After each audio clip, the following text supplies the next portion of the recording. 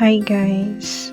Another day, another crochet na naman tayo. So, ngayon gagawa tayo ng flower base. First, kailangan natin mag-magic ring, then 8 single crochet. Then pull through, slip stitch. Next, round 2, chain 1, 2 single crochet each. So, kada stitch, dalawang single crochet. Then, slip stitch sa unang stitch. Then, round 3, chain 1, single crochet. Then, increase 2 double crochet sa isang stitch, then single crochet. So, yan yung pattern. Then, slip stitch, then chain 1, then 3 single crochet, then 2 double crochet. Yan ay round 5. So round 6, chain 1,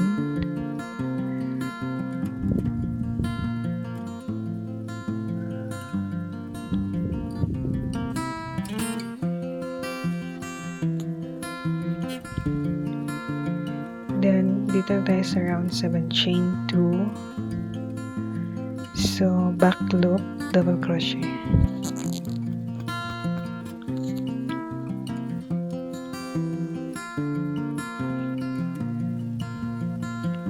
Then slip stitch, then chain 2,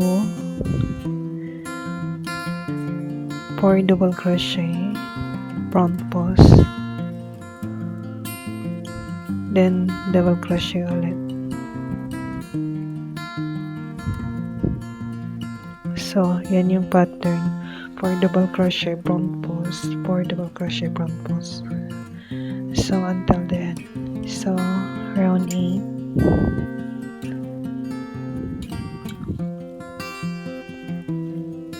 Chain 2, 4 double crochet, front post. So,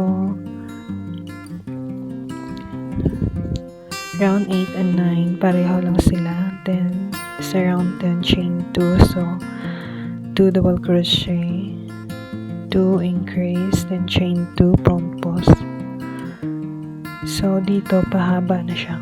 Pataas. So, yan lang yung then, decrease tayo. So, instead na dalawang double crochet, isang double crochet lang, tapos dalawang double crochet sa isang stitch. So, yan na yung neck niya.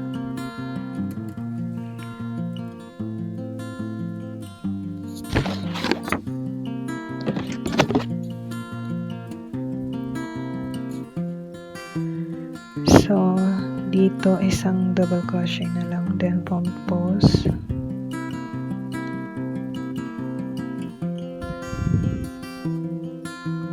So, dito lahat is double crochet na siya. Then, chain 2 ulit. Then, double crochet ulit.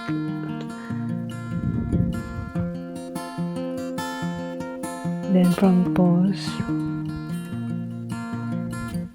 So, double crochet lang siya. Yan na yung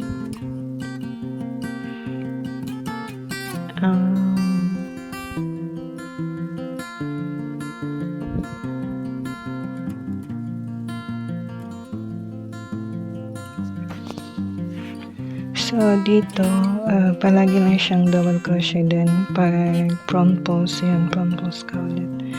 Then,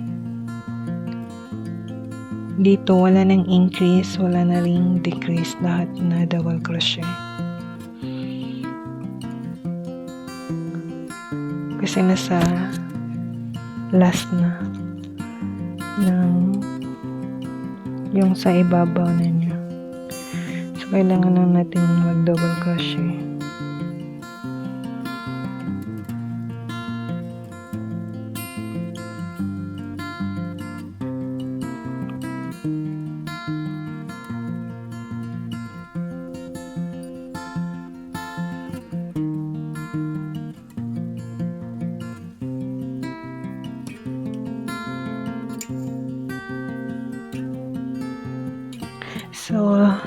dito, kailangan lang natin siyang lagyan ng bato or yung pangpatigas sa loob. So, yung nilagay ko lang dyan is fiber cotton lang yung nilagay ko sa loob dahil wala akong bato. Mahirap maghanap ng bato dito. So,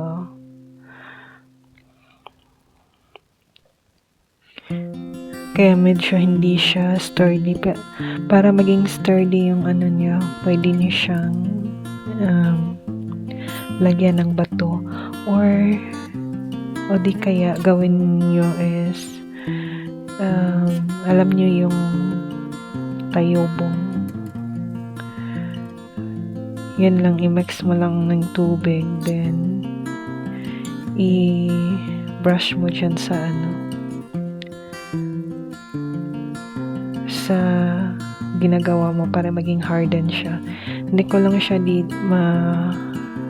demonstrate ng with tayubong dahil walang tayubong dito sa area ko.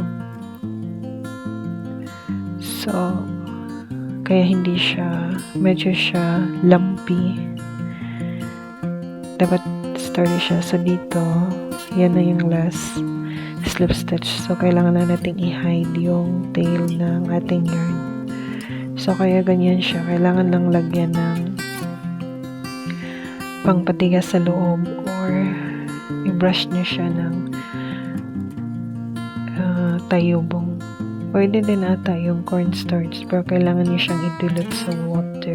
Then, kailangan nyo lang then i-brush nyo siya dito sa ginagawa nyong flower base.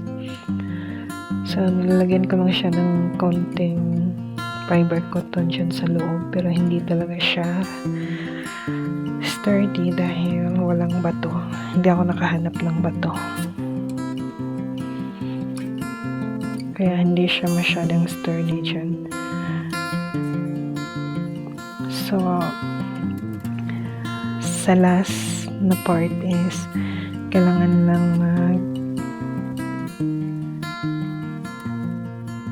front single crochet sa baba. So, kaya ganyan siya. Hindi siya masyadong sturdy.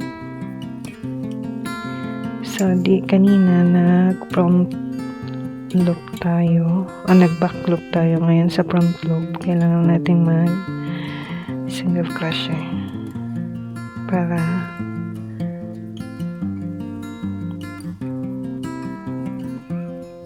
sa chain 1, then single crochet sa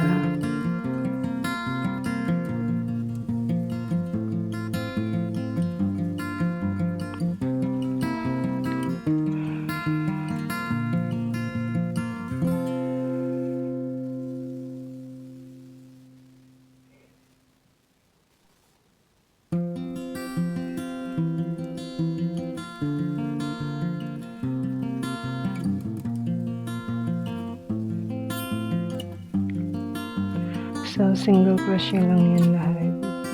Then, slip stitch sa una nating single crochet na ginagawa. So, madali lang naman siyang gawin. So, yan lang talaga guys, yung tips lang para maging harden yung flower base niyo is either tayubong or hardening na glue yung gagamitin niyo. Pero kung gusto niyong makatipid, tayubong gamitin niyo.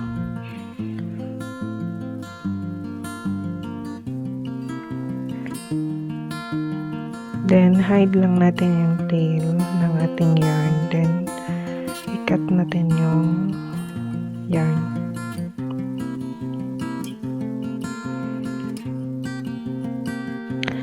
So, dito, na-hide ko lang yung mga tail ng aking yarn.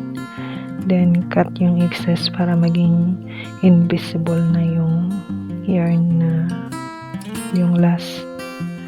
So, yan na siya. Ang aking flower base.